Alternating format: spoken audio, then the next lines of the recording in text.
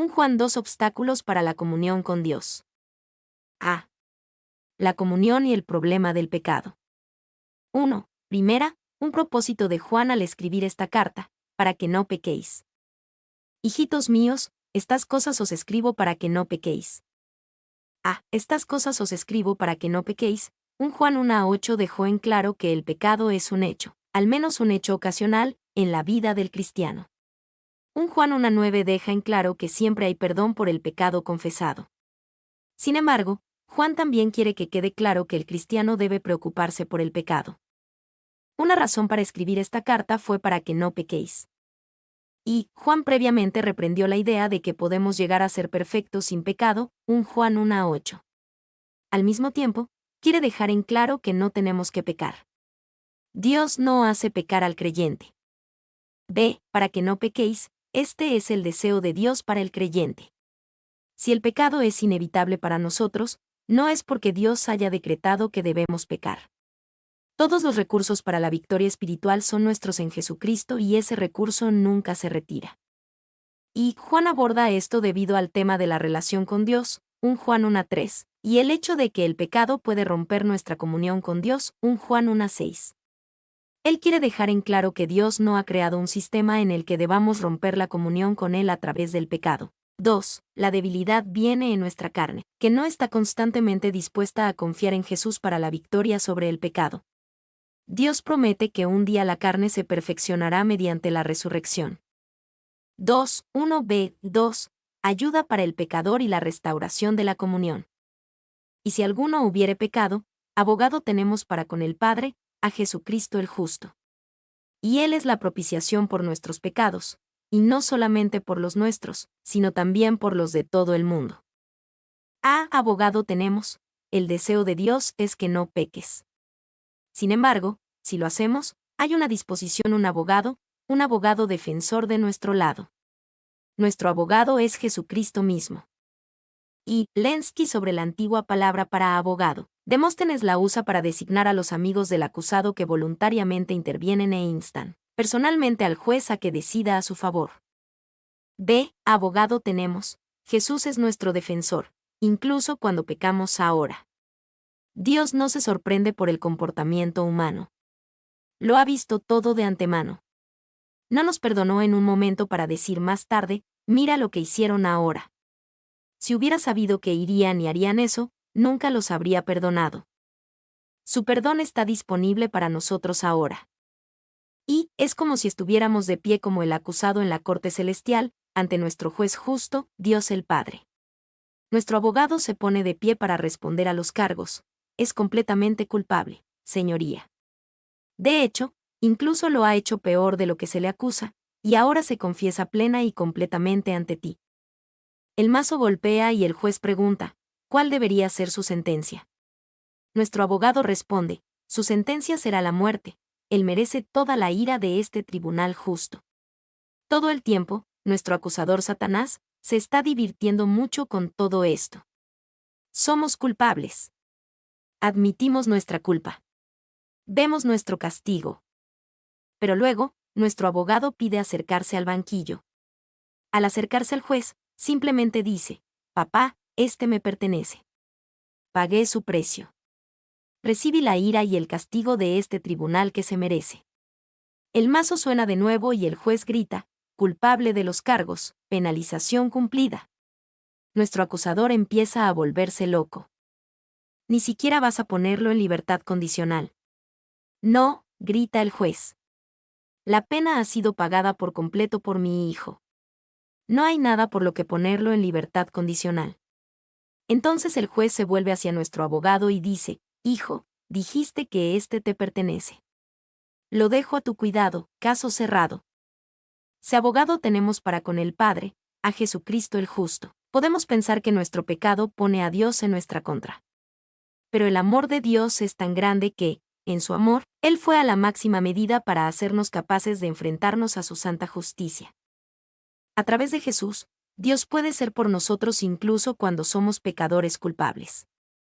Y un abogado defensor humano defiende la inocencia de su cliente. Pero nuestro abogado, Jesucristo, admite nuestra culpa y luego presenta su súplica en nuestro nombre, como el que ha hecho un sacrificio expiatorio por nuestra culpa pecaminosa. 2. Jesucristo el justo significa que Jesús está completamente calificado para servir como nuestro abogado, porque Él mismo es perfecto sin pecado. Ha pasado el examen de la barra del cielo y está calificado para representar a clientes en el tribunal de justicia del cielo. 3. Necesitamos a Jesús como nuestro abogado porque Satanás nos acusa ante Dios. Apocalipsis 12:10. Necesitamos distinguir entre la acusación condenatoria de Satanás y la convicción amorosa del Espíritu Santo. D. Y Él es la propiciación por nuestros pecados. Esto significa que Jesús es el que expía y quita nuestros pecados, y no solo nuestros pecados, sino también los de todo el mundo.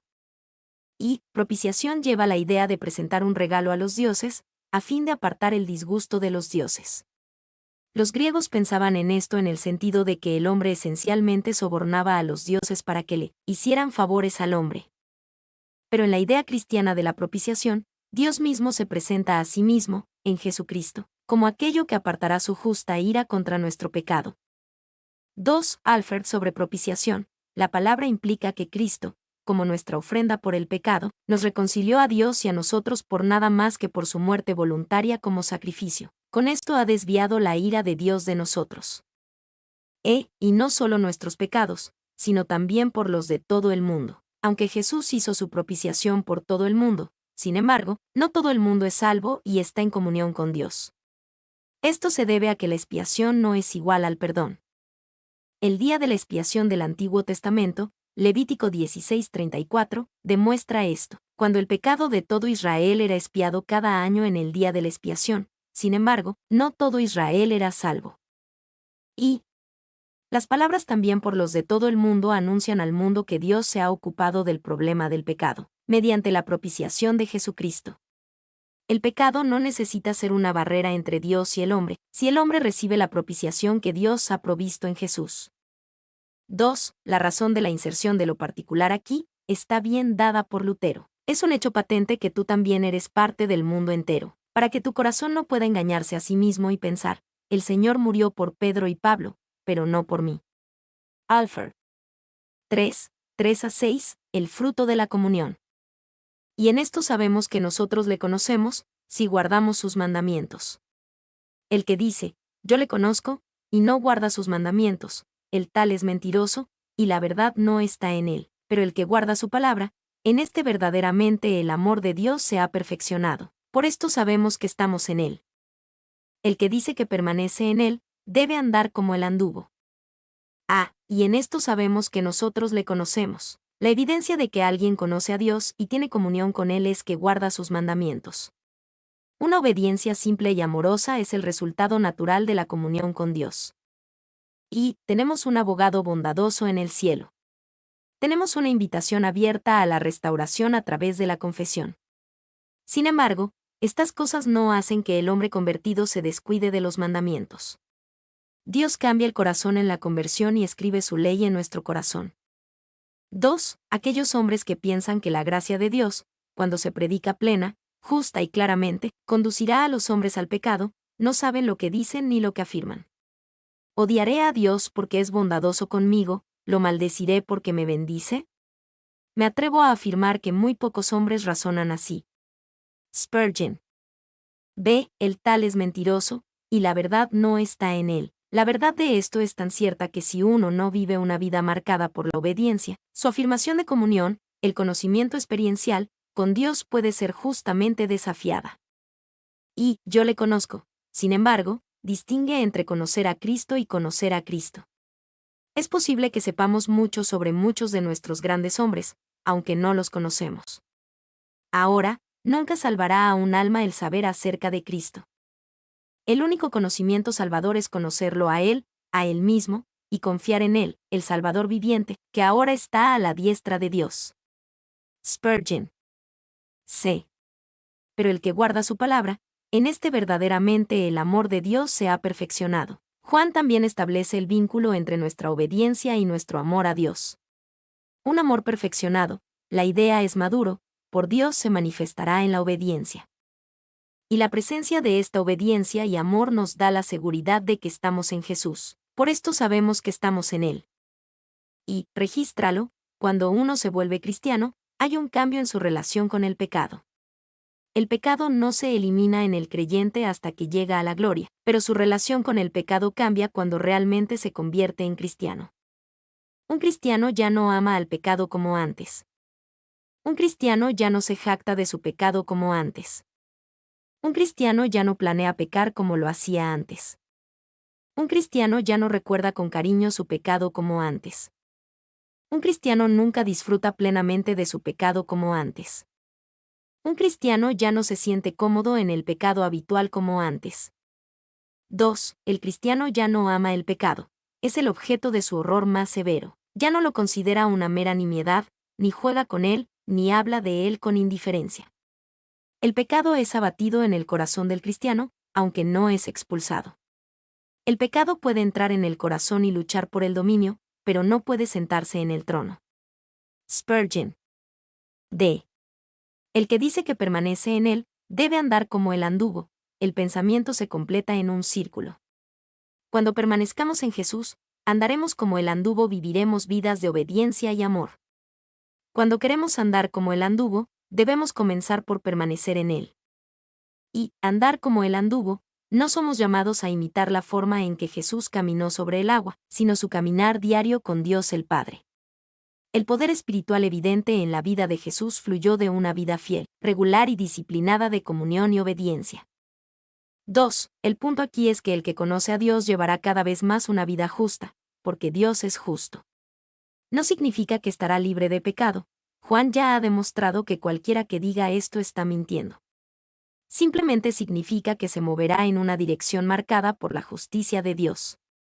Si no hace esto, si no está cada vez más insatisfecho y angustiado por el pecado, no es hijo de Dios. Boyce.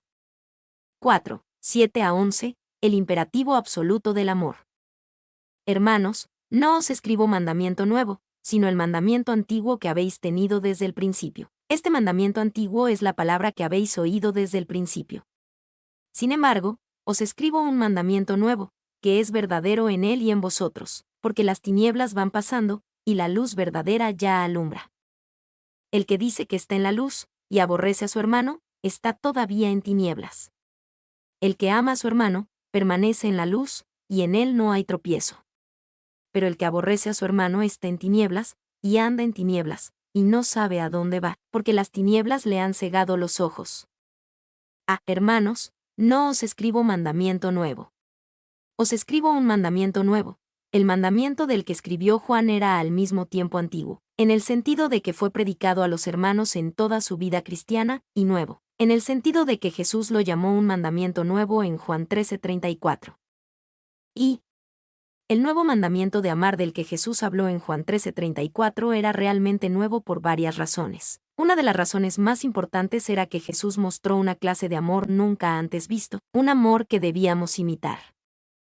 2. La cruz apunta en 4 direcciones para mostrar que el amor de Jesús es lo suficientemente ancho para incluir a todos los seres humanos, lo suficientemente largo para durar toda la eternidad, lo suficientemente profundo para alcanzar al pecador más culpable, lo suficientemente alto como para llevarnos al cielo.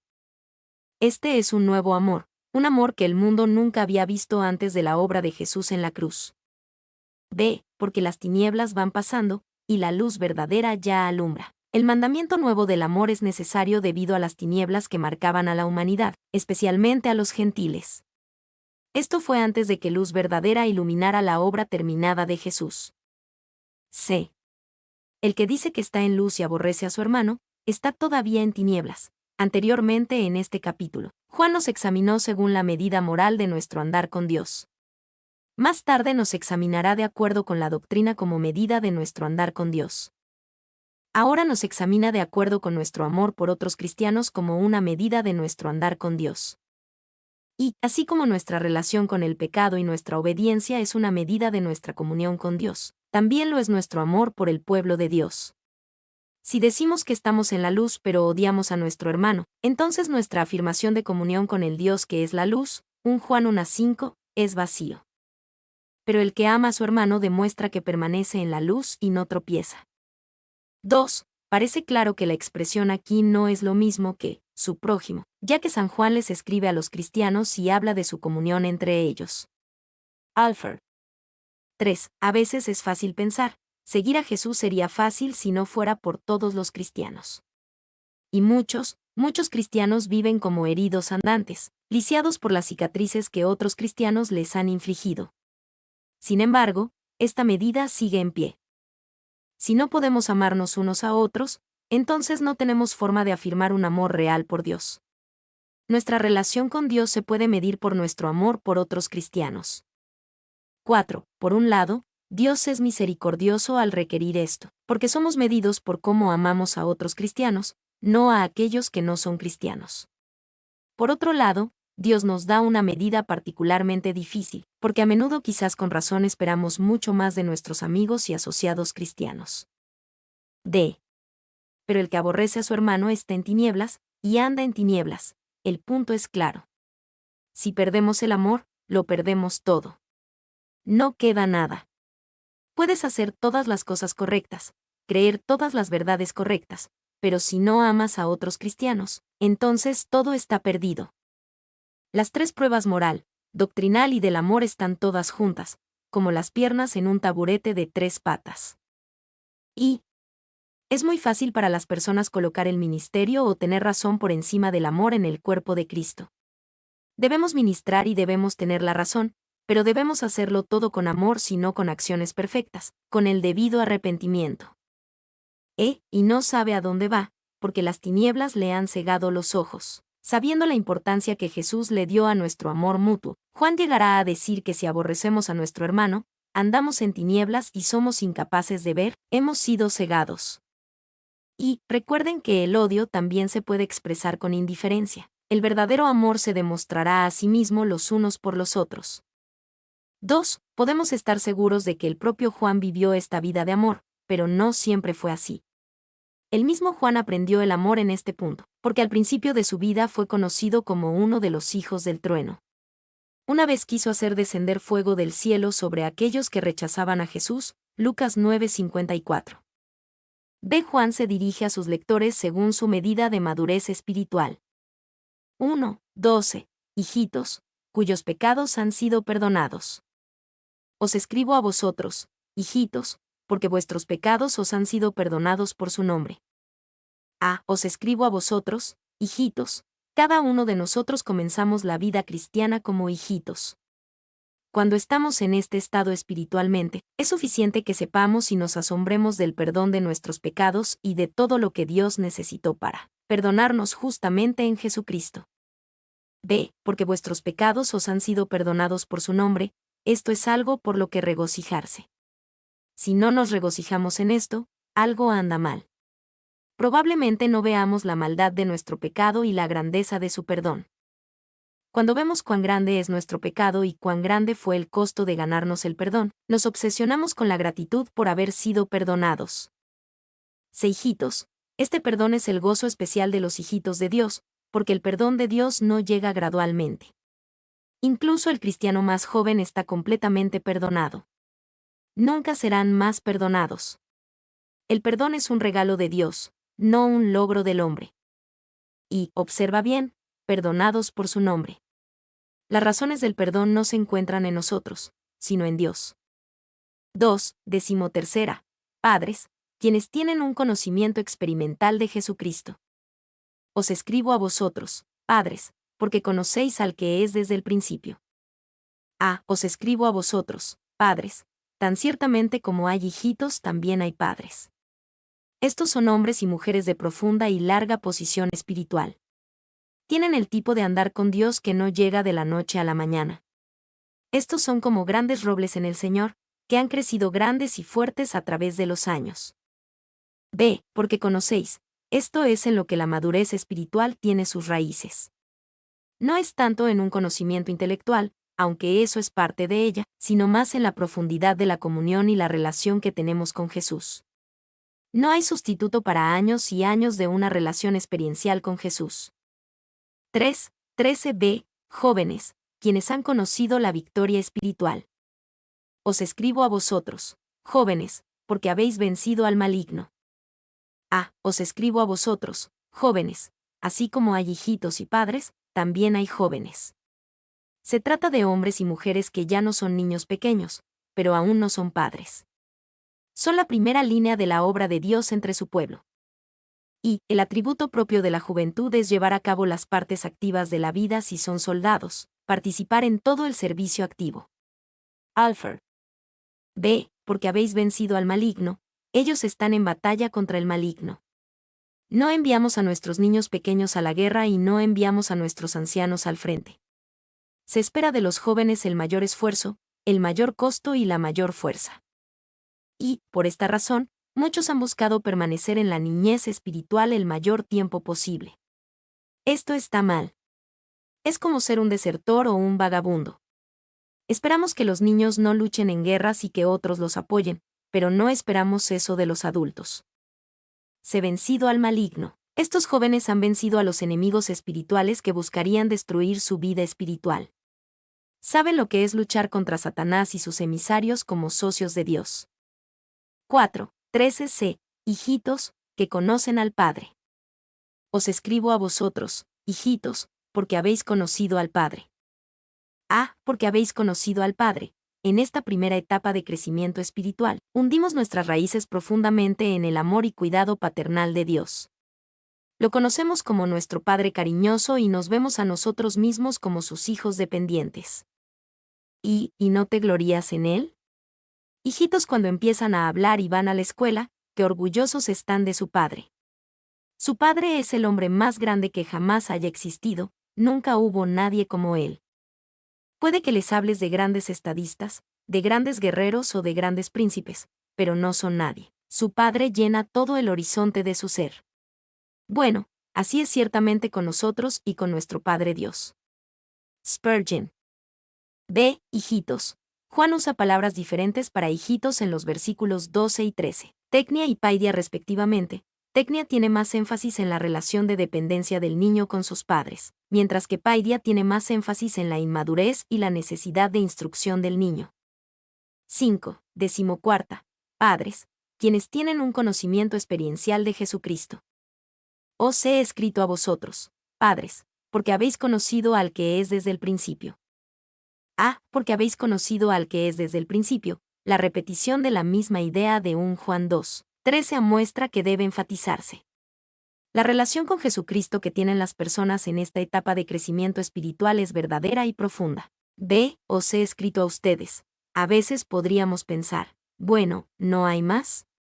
Está bien que estos padres conozcan a Jesús, pero no deberían ir más allá. Esta repetición nos recuerda que no hay más allá. Y Pablo, en su carta a los Filipenses, pudo decir que contaba todos sus logros espirituales anteriores como basura, en comparación con la inmensa grandeza de tan solo conocer a Jesús. Que yo pueda conocerle es la forma poderosa en que Pablo lo expresó en Filipenses 3:10.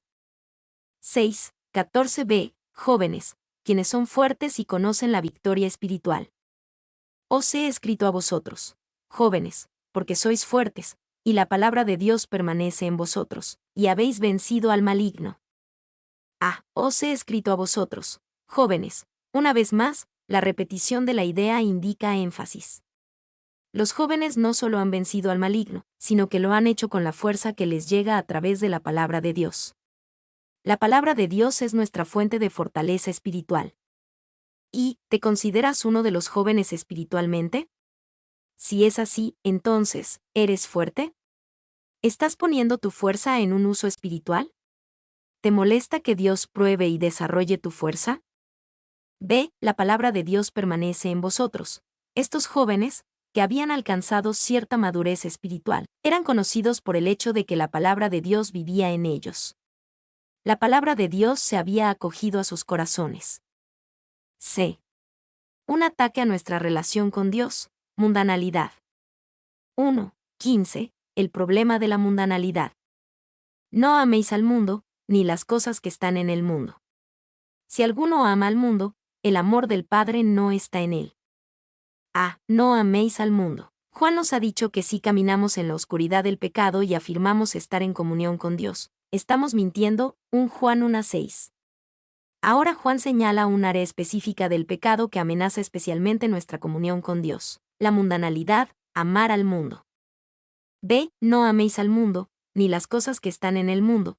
El mundo en el sentido que Juan lo dice aquí, no es la tierra global.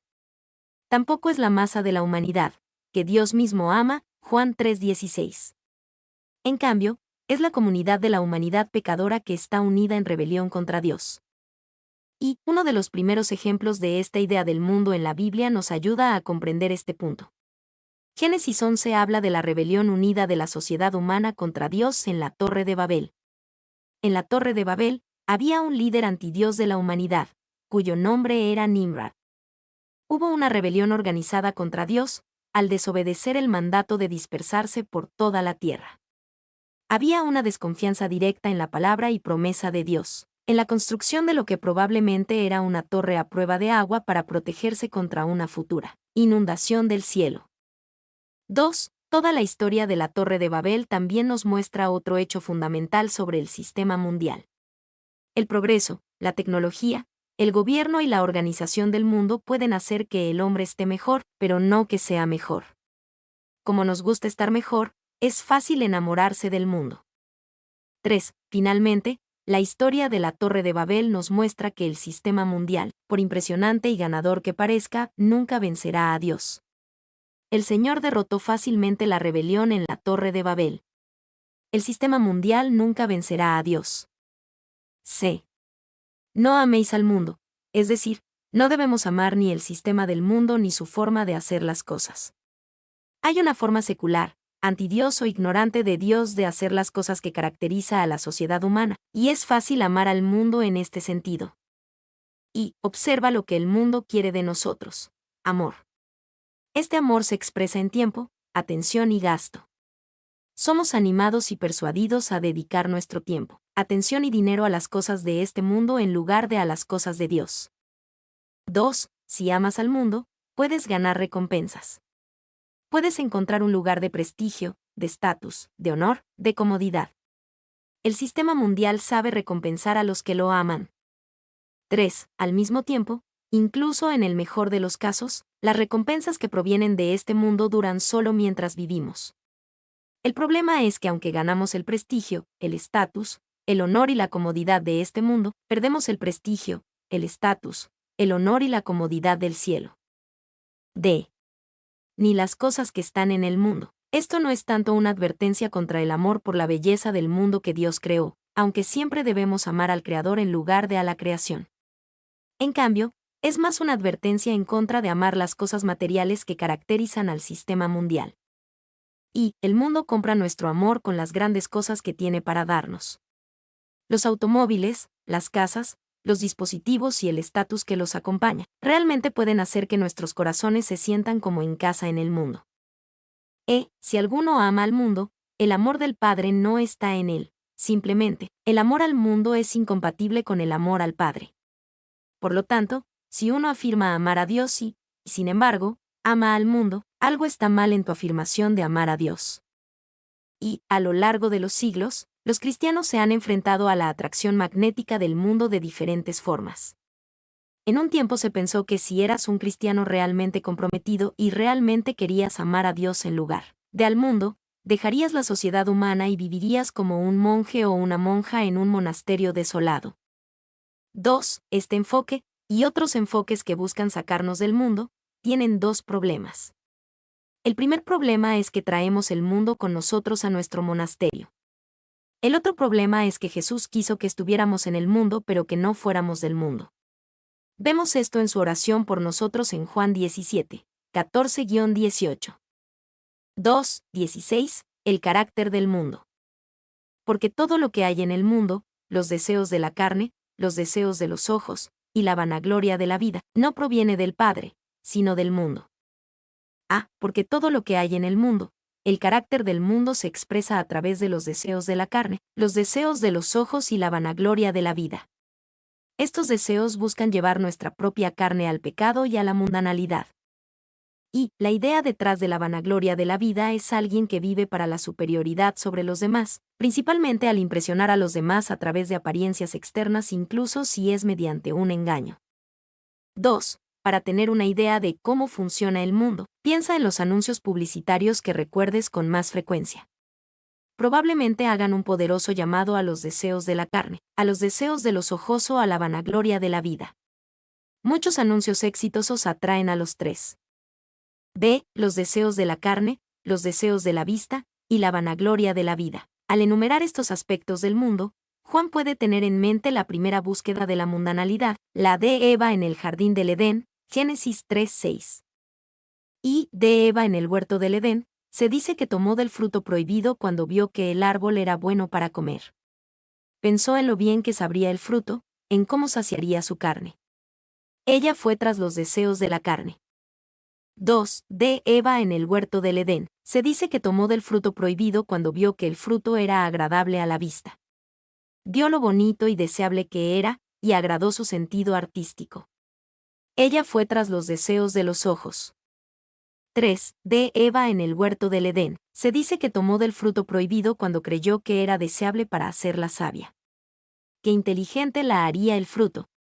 Cómo la admiraría su marido. Ella fue tras la vanagloria de la vida. C. No proviene del Padre, sino del mundo. Esto explica por qué los deseos de la carne, los deseos de los ojos y la vanagloria de la vida son pecado aunque se sientan bien y satisfagan algo en nosotros. Dios sabe que tenemos una naturaleza carnal, corporal y necesidades físicas que nos hacen sentir bien cuando son satisfechas. Sin embargo, no está en la naturaleza de Dios influir en nosotros a través de los deseos de la carne. Y Dios sabe que tenemos ojos y que la apariencia significa mucho para nosotros. Hizo un mundo hermoso para complacernos. Pero Dios siempre mira más allá de la apariencia exterior, y no está en la naturaleza de Dios influir en nosotros a través de los deseos de los ojos. 2. Dios sabe que tenemos necesidades emocionales y psicológicas de ser deseados y lograr cosas. Él nos hizo de esta manera. Pero no está en la naturaleza de Dios influir en nosotros a través de la vanagloria de la vida. D. No proviene del Padre, sino del mundo. A menudo rara vez apreciamos cuánto el mundo domina nuestro pensamiento y con qué frecuencia nuestros pensamientos son más del mundo que del Padre. Y, por lo general, creemos que pensamos mucho más bíblicamente de lo que realmente pensamos. Debemos medir rigurosamente nuestros hábitos de pensamiento y ver si siguen más al mundo o a Dios nuestro Padre. Piensa en tu estándar para el éxito, ¿es mundano o consagrado? ¿Considerarías al apóstol Pablo un fracaso o un éxito? Piensa en tu estándar de lo que hace atractiva a una persona del sexo opuesto. ¿Es un estándar mundano o un estándar consagrado? Piensa en tu estándar de espiritualidad, ¿es mundano o consagrado? Existe una espiritualidad mundana y muchas personas la adoptan. 2. Esto muestra cuán grande es nuestra necesidad de no conformarnos a este siglo, sino de transformaos por medio de la renovación de vuestro entendimiento. Romanos 12:2. 3. 17. La locura de la mundanalidad. Y el mundo pasa, y sus deseos, pero el que hace la voluntad de Dios permanece para siempre. El mundo pasa. Esto revela la locura de la mundanalidad. Lo que invertimos en el mundo, lo invertimos en lo que no puede durar porque el mundo pasa. Como vimos con el ejemplo de la Torre de Babel, el mundo nunca gana contra Dios, aunque según algunas apariencias lo hace. Y el mundo pasa. No es una oración, ni un deseo que suene espiritual. Es un hecho. El mundo pasa y debemos vivir nuestras vidas y pensar nuestros pensamientos conscientes de este hecho. B. El mundo pasa. Esto está ilustrado poderosamente por la vida de Lot en los capítulos 13, 14 y 19 de Génesis. Lot se unió a un verdadero hombre espiritual, llamado Abraham. Sin embargo, fue egoísta y eligió para sí mismo lo que parecía más lucrativo, sin considerar las implicaciones espirituales de lo que estaba haciendo.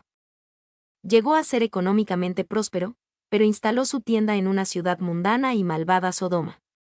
Después de un tiempo, estaba sentado a las puertas de la ciudad como uno de los líderes cívicos de Sodoma. Tenía estatus, influencia, riqueza y comodidad mundanos. Sin embargo, Todo le fue quitado en un momento en que el juicio de Dios cayó sobre Sodoma y Gomorra.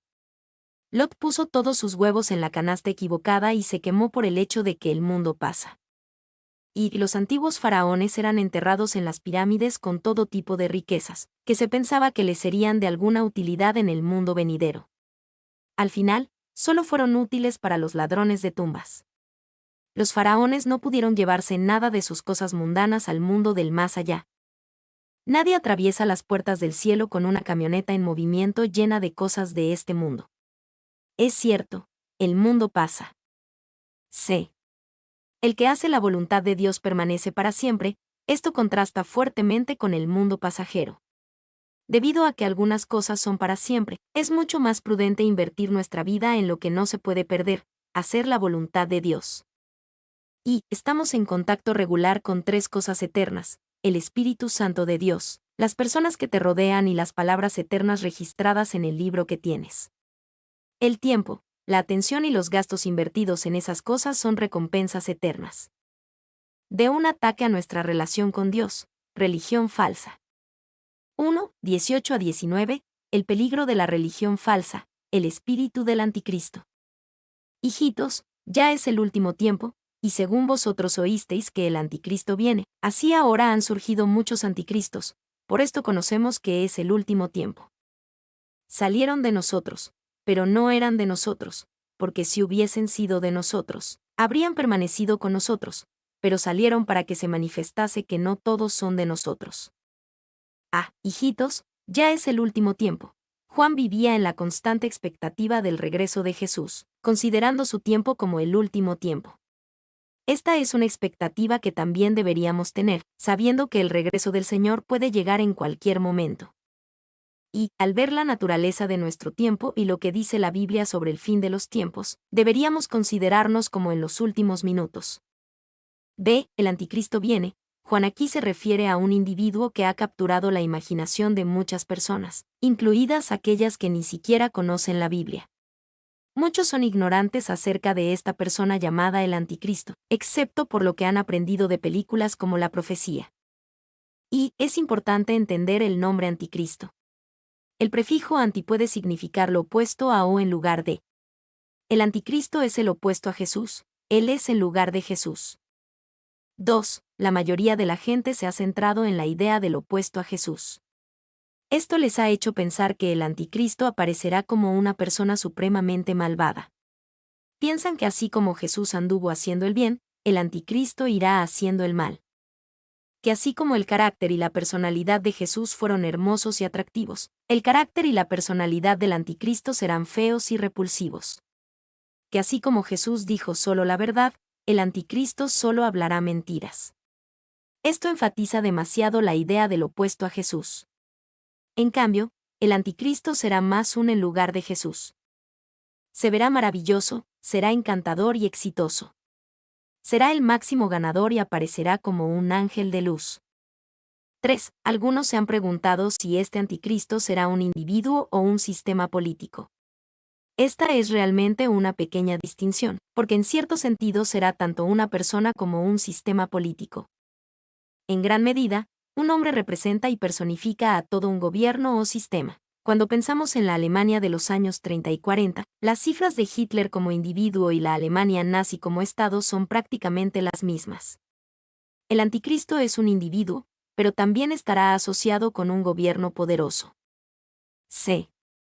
El anticristo viene, así ahora han surgido muchos anticristos. Hay una distinción entre el anticristo y muchos anticristos. Hay un espíritu del anticristo, y este espíritu del anticristo algún día encontrará su cumplimiento máximo en el anticristo, quien guiará a la humanidad en una rebelión en los últimos tiempos contra Dios.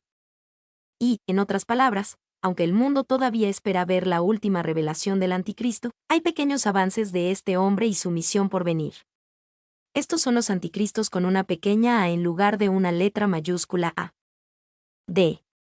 Por esto conocemos que es el último tiempo. Esto indica que Juan esperaba que la presencia de muchos anticristos de muchas personas que ofrecen un falso Cristo, sustituto, sea evidencia de la tardanza en la hora antes de la venida de Jesús.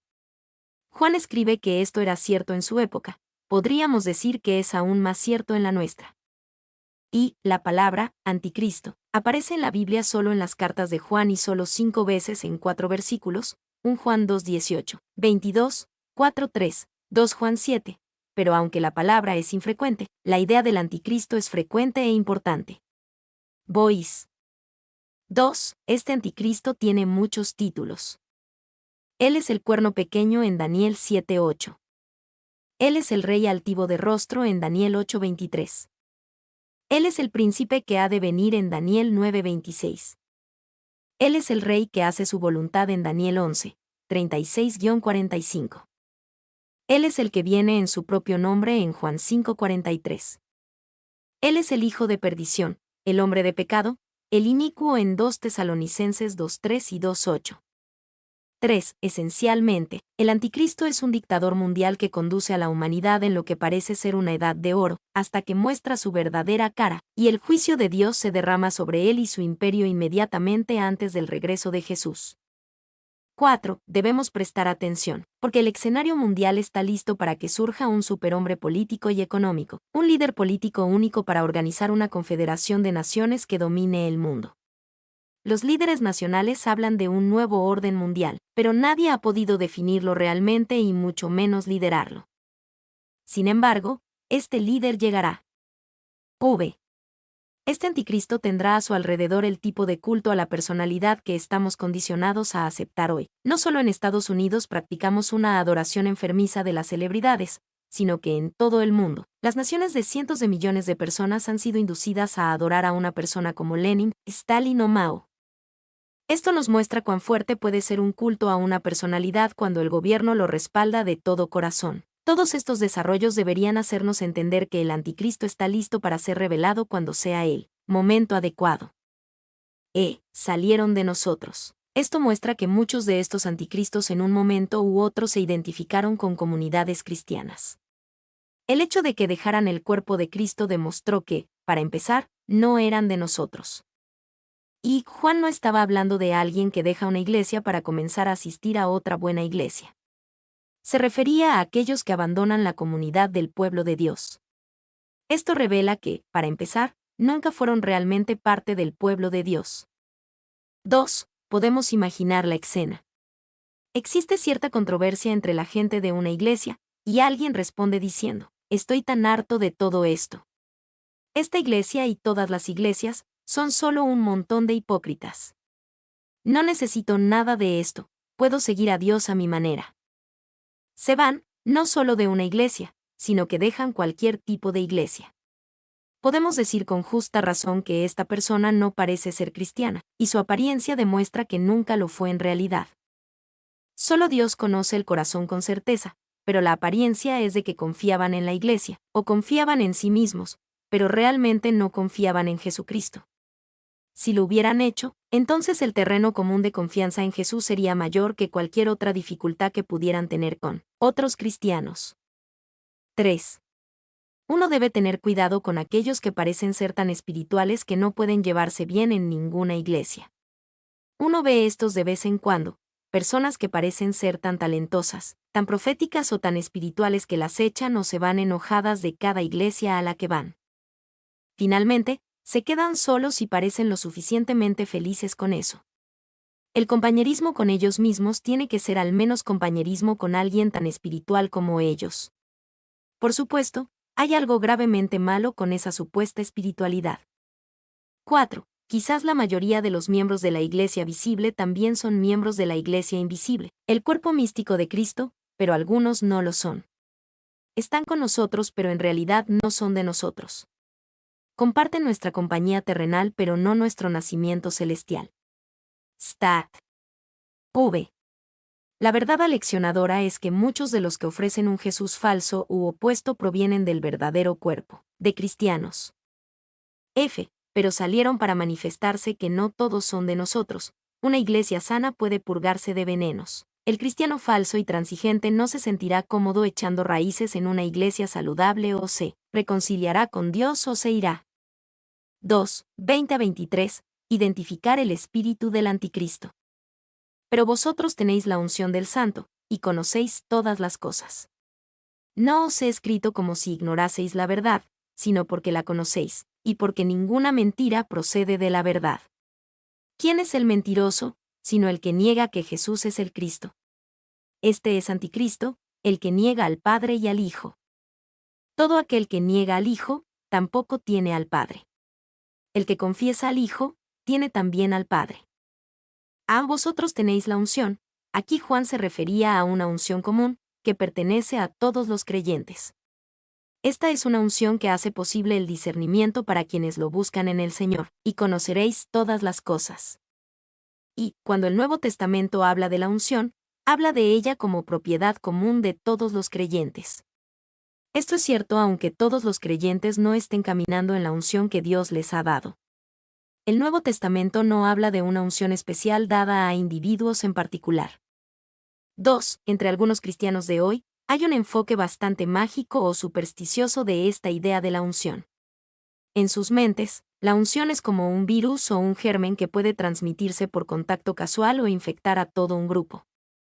Por lo general, estas personas piensan que cuando uno atrapa la unción, puede darse cuenta porque comienzan a actuar de manera extraña. Esta no es la idea bíblica de la unción. 3. Unción lleva la idea de ser llenado y bendecido por el Espíritu Santo. Esto es algo que es propiedad común de todos los cristianos, pero algo a lo que podemos y debemos someternos y responder más. Como el aceite que se usaba entre los asiáticos para la investidura de personas en oficios importantes, y este aceite era reconocido como un emblema de los dones y gracias del Espíritu Santo, sin los cuales los deberes de esos oficios no podrían ser cumplidos. Así está puesto aquí para el Espíritu mismo, que presidía a la Iglesia y de donde brotaban todos los dones y gracias. Clarke. 4. Se decía que esta idea de la unción, literalmente, ser bendecido con aceite era la razón detrás de uno de los castigos dados a Juan en la persecución. El emperador romano Domiciano echó a Juan en una tina de aceite hirviendo, como si dijera, aquí hay una verdadera unción. Juan salió ileso de la tina de aceite hirviendo, porque en verdad estaba ungido. Ve, y conocéis todas las cosas, debido a la unción del Espíritu Santo dada a todos los creyentes. Ellos poseen los recursos para conocer la verdad. Esto no quiere decir que los maestros sean innecesarios, porque uno de los recursos para conocer la verdad es el recordatorio que brindan maestros como Juan. Y, en el versículo 20, Juan usó una palabra diferente para conocéis de la que usaba antes. Anteriormente, Juan usó la palabra que significa conocimiento por experiencia. Aquí usó la palabra que significa conocimiento por intuición. Sabemos algunas cosas intuitivamente por la unción del Espíritu Santo. Sé quién es el mentiroso, sino el que niega que Jesús es el Cristo. El contexto deja en claro que afirmar que Jesús es el Cristo tiene que ver con algo más que decir, Él es el Mesías. Tiene que ver con entender la relación entre Jesús y Dios Padre. Este es Anticristo, el que niega al Padre y al Hijo. En otras palabras, alguien podría decir, creo que Jesús es el Cristo, como yo defino Cristo. Pero debemos creer que Jesús es el Cristo, el Mesías, como la Biblia define a Cristo el Mesías, quien es completamente Dios y completamente hombre, quien nos reveló perfectamente al Padre. D. Este es Anticristo, el que niega al Padre y al Hijo. El espíritu del Anticristo se identifica por su negación de Jesús y su negación del Padre, recordando que Jesús y el Padre pueden ser negados incluso por aquellos que parecen hablar bien de ambos. Y, podemos negar a Jesús mientras lo alabamos con nuestras palabras. Podemos negarlo ofreciendo un Jesús sustituto o ministrando de una manera que niega el carácter de Jesús. Todo aquel que niega al Hijo, tampoco tiene al Padre. Juan aquí repitió una idea que Jesús expresó a menudo, como se registra en el Evangelio de Juan. Jesús dijo, el que recibe al que yo enviare, me recibe a mí, y el que me recibe a mí, recibe al que me envió. Juan 13:20. Y, a menudo se dice, todos adoramos al mismo Dios. Tú tienes un nombre para Él y yo tengo otro. Pero eso no importa. Solo estamos hablando de diferentes caminos hacia el mismo Dios porque todos tenemos el mismo Dios. Aquí está la pregunta para responder, ¿fue tu Dios perfectamente revelado en Jesucristo? Si tu Dios lo fue, entonces tienes el mismo Dios. Si tu Dios no se reveló perfectamente en Jesús, entonces no tienes el mismo Dios que el de la Biblia. 2. Hay muchas personas que parecen más bien espirituales o religiosas, pero rechazan a Jesucristo. Si bien su religión o espiritualidad puede hacerles mucho bien en esta vida dándoles una base para la moralidad y el buen comportamiento, no les hace nada ante Dios, porque al rechazar a Jesús, rechazan a Dios. Permanecer, preservar nuestra comunión. 1:24. Preservar la comunión contra la amenaza del espíritu del anticristo. Permanecer en el verdadero mensaje cristiano y permanecer en Dios. Lo que habéis oído desde el principio, permanezca en vosotros. Si lo que habéis oído desde el principio permanece en vosotros, también vosotros permaneceréis en el Hijo y en el Padre. Lo que habéis oído desde el principio, a la luz del peligro del espíritu del anticristo, nos protegemos contra el espíritu del anticristo al permanecer en el mensaje cristiano central original. Lo que habéis oído desde el principio, mientras andemos en la sencillez y el poder de ese mensaje, no seremos descarriados. Y los seres humanos, por naturaleza, casi siempre se sienten atraídos por algo solo porque es nuevo. Casi siempre pensamos en lo nuevo como mejor. Pero cuando se trata de la verdad, lo nuevo no es mejor, lo que habéis oído desde el principio es mejor. 2. El apóstol Pablo comunicó la misma idea en Gálatas 1:6-9, donde advierte contra la búsqueda de un nuevo evangelio y enfatiza la importancia de continuar en el evangelio original que Pablo enseñó. 3. Esto es difícil porque somos tentados a ser llevados por doquiera de todo viento de doctrina, por estratagema de hombre que para engañar emplean con astucia las artimañas del error. Efesios 4:14.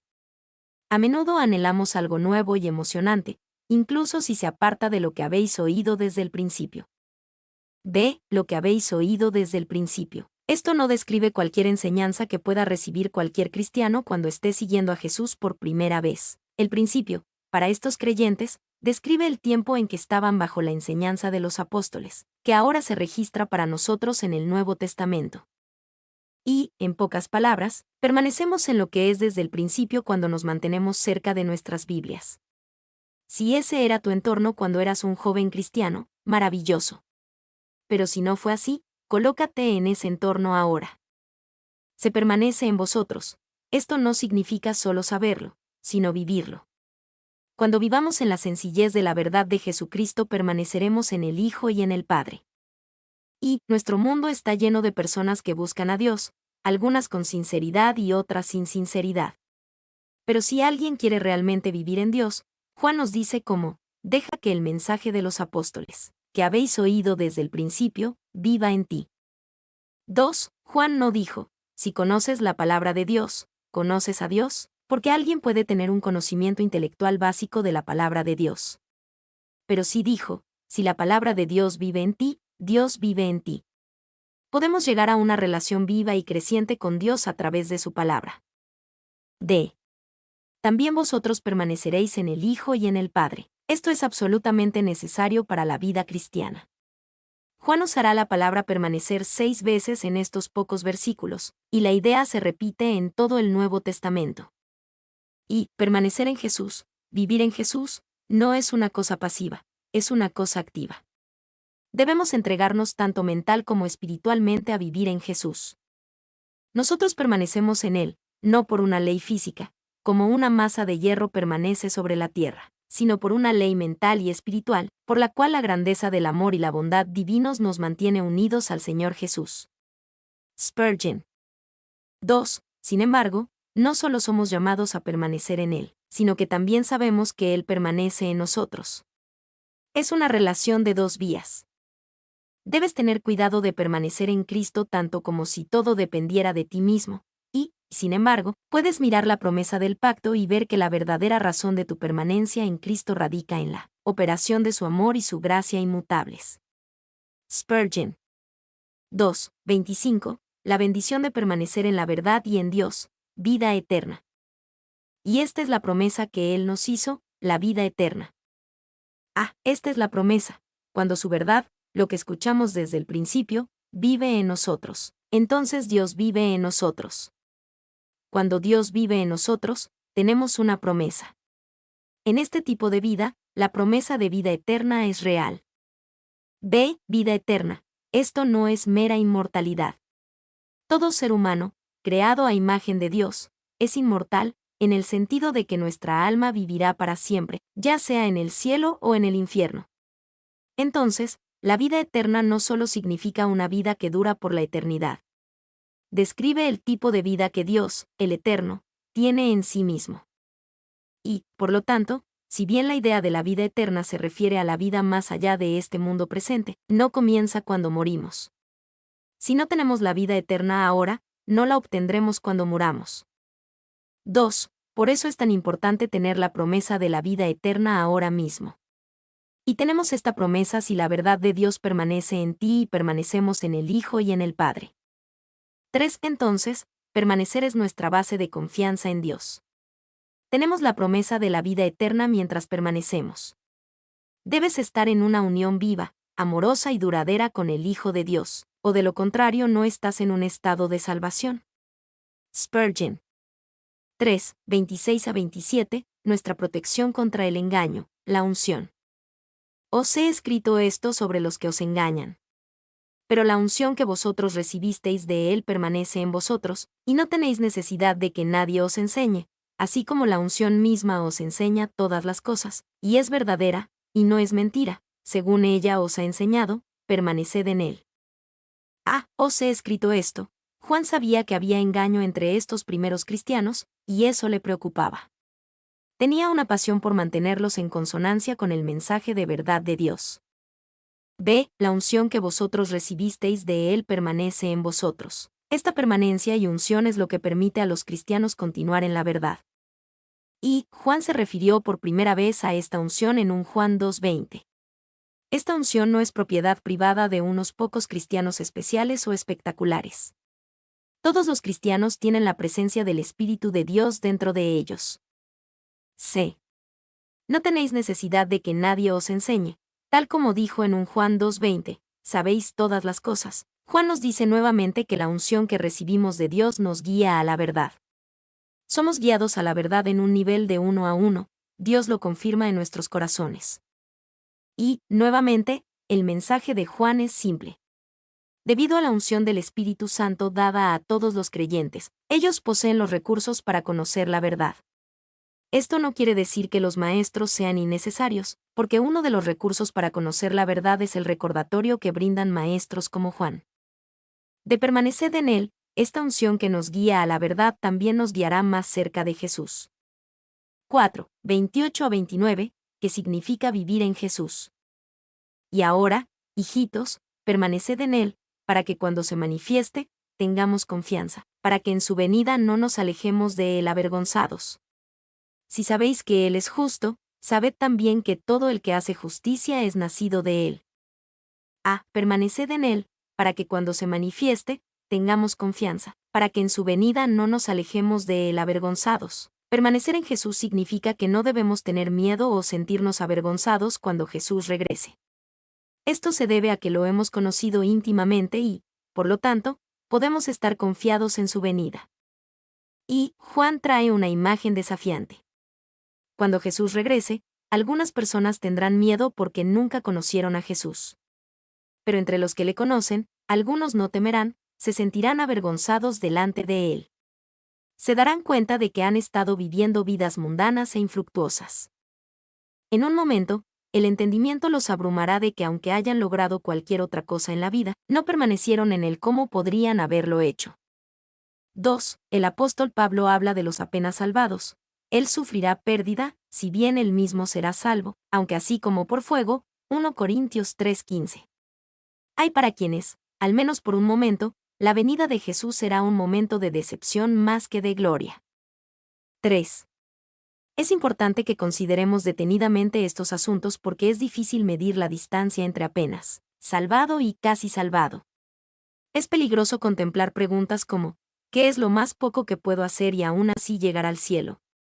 ¿O qué tan lejos puedo alejarme del pastor y seguir siendo parte del rebaño? En cambio, debemos ser diligentes para que en su venida no nos alejemos de él avergonzados. 4. ¿Cuál es la manera de prepararse para la venida de Cristo? Mediante el estudio de las profecías. Sí, si estás lo suficientemente instruido para poder entenderlas. Para estar preparado para la venida del Señor, podrían decir algunos entusiastas, ¿no sería mejor que pasara un mes en retiro y saliera de este mundo perverso? Y especialmente lo harás si eres vago. Pero la única receta bíblica para prepararse para su venida es esta: permaneced en Él. Si permanecen en la fe de Él, reteniendo su verdad, siguiendo su ejemplo y convirtiéndolo en su morada, su Señor puede venir en cualquier momento y le darán la bienvenida. Spurgeon. B. Para que cuando se manifieste, tengamos confianza, para que en su venida no nos alejemos de Él avergonzados. Nunca crecemos más allá de nuestra necesidad de permanecer y encontrar nuestra confianza en permanecer en Jesús. Debido a que Juan usó tengamos en lugar de tengan, sabemos que él también necesitaba esta confianza. Se permaneced en Él, esta es la manera de tener confianza cuando Jesús venga. Cuando permaneces en Él, estás listo para que Jesús venga en cualquier momento.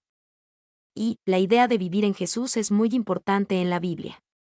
Jesús prometió en Juan 14:23, el que me ama, mi palabra guardará, y mi Padre le amará, y vendremos a Él, y haremos morada con Él. 2. Pablo expresó esta idea en su oración por los Efesios en Efesios 3:17 para que habite Cristo por la fe en vuestros corazones. Hay dos palabras griegas para transmitir la idea de habitar. Una tiene la idea de vivir en un lugar como un extraño, y la otra tiene la idea de establecerse en un lugar para convertirlo en su hogar permanente. Habite en Efesios 3:17 usa la palabra griega antigua para un hogar permanente, lo que indica que Jesús quiere establecerse en tu corazón, no solo visitarlo como un extraño. 3. ¿Permaneces en Él? ¿O simplemente visitas a Jesús de vez en cuando? Permanecer en Jesús nos da confianza porque sabemos que no cambiaríamos sustancialmente nuestras vidas si de alguna manera supiéramos que Jesús volvería la próxima semana. Ya estaríamos morando en Él. D. Todo el que hace justicia es nacido de Él. Permanecer en Jesús significa que practicaremos la justicia en nuestras vidas porque nacemos de Él. Nacer de nuevo ha cambiado nuestras vidas de una disposición al pecado a una disposición a la justicia. Y esta es una prueba de nuestra permanencia en Él, el mismo tipo de prueba que Juan mencionó en un Juan 1:6, 2:4 y 2:9. Algo anda mal si alguien dice haber nacido de Él pero no hace justicia. 2. Cuando alguien nace de otra persona, casi siempre hay un parecido familiar. Dices, mira, ella tiene los ojos de su madre o él tiene la nariz de su padre. Bueno, los hijos de Dios tienen un parecido familiar con su Padre Celestial. Él es justo, así que los que nacen de Él también hacen justicia. Dios no tiene hijos desprovistos de su imagen, o que no se le parezcan. Paul. 3. No perfeccionaremos la justicia hasta que seamos glorificados con Jesús, pero podemos practicar la justicia ahora mismo, ya que nacimos de Él. 4. Hay 3 afirmaciones preciosas para cada cristiano en este capítulo. Le conozco, 1 Juan 2:4. Permanezco en Él, 1 Juan 2:6. Y estoy en la luz, 1 Juan 2:9. Juan quiere que sepamos que si estas declaraciones son verdaderas, se manifestará en nuestras vidas, especialmente en nuestro amor por los hermanos y hermanas en Jesús. Mi nombre es Demim. Soy tu asistente personal. Mi sitio en internet es demim.es.tl